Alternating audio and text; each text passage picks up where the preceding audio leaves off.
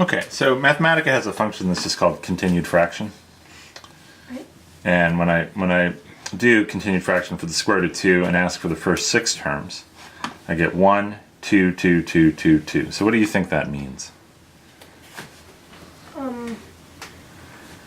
Maybe it's the numerators of the continued fraction. Okay, yeah. So the continued fraction for square root of 2 then becomes what? 1 plus 2 over 1 plus 2 over 1. Other way around. 1 over 2 plus 1 over 2. 1 plus 1 over 2. 2 plus 1 over 2 plus plus 1 over 2. Plus 1 over 2. Yeah, sorry, you said numerator, so it's the denominator. Yeah. And then if I ask for square root of 3, for example, let's see what square root of 3 is. Oh, it looks like it goes 1, then 1, 2, 1, 2. Although it's not clear that that pattern continues, but let's just do maybe 10, the next 10. 1, 2, 1, 2, 1, 2.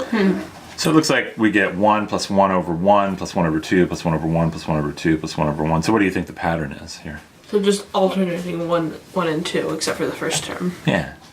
And what do you think the continued fraction for square root of 4 is going to be? It's just 2.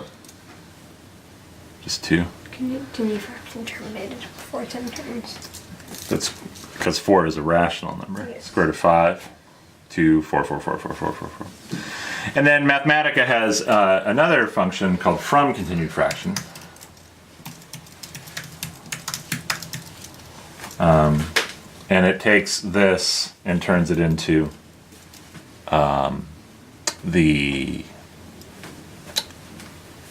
fraction, approximations. yeah, that we were looking at. Sorry. TIN.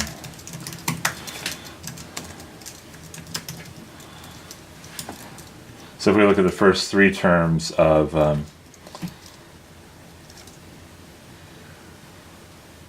square root, 7/5, that's what we found. Yeah. Is that on screen? Yeah. Yep. Okay. And if I look at the first 4 terms, 17 12. 17/12. And so let's take a look at let's look at the decimal expansion of square root of 2, say to 10 decimal places. Okay. And let's look at 17 12ths to 10 decimal places. That's pretty good. Pretty good.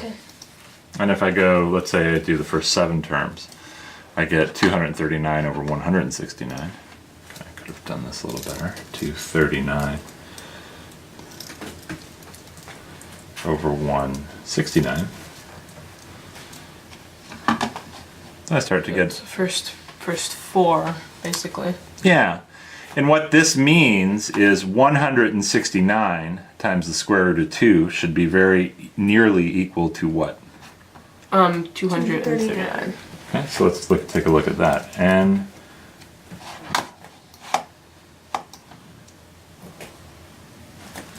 $169 times the square root of 2.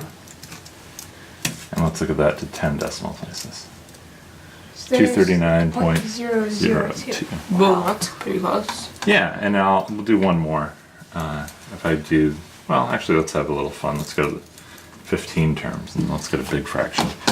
275,807 over 195,025. So what does that mean? What should be very nearly equal to an integer? So 195,025 times the square root of 2. Okay, and notice here we were 0.002. Let's see if it's a better approximation. Or closer to an integer, I mean. Ready? Right. 195,025. Whoa. Wow. It's so close that 10 decimal places doesn't.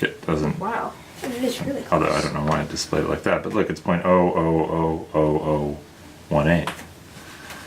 Pretty good. So 275,807 over 195,025 is Almost the square root of 2. almost the square root of 2. And that's only the 15. That's only the 15th one we can do. Yeah, we start getting better and better approximations. But let's do one more movie. Let's look at pi and e, and then maybe I'll let you pick one as All right. well. All right. All right.